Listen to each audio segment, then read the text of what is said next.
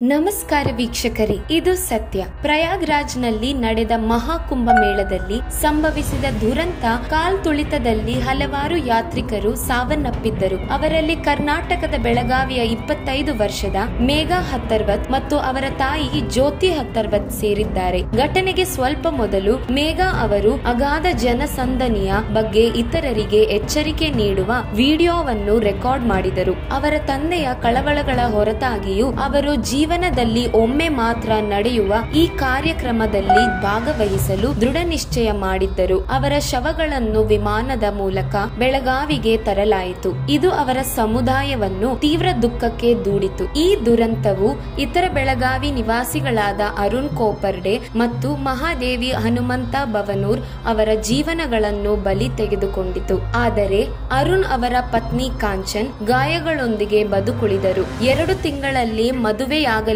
ಮೇಘಾ ತನ್ನ ಕನಸುಗಳನ್ನು ಮತ್ತು ಆಕಾಂಕ್ಷೆಗಳಿಗಾಗಿ ನೆನಪಿಸಿಕೊಳ್ಳುತ್ತಾರೆ. ಅವಳ ಅಂತಿಮ ವಿಡಿಯೋ ಜೀವನದ ಅನಿರೀಕ್ಷಿತತೆಯ ಹೃದಯ ವಿದ್ರಾವಕ ಜ್ಞಾಪನೆಯಾಗಿದೆ.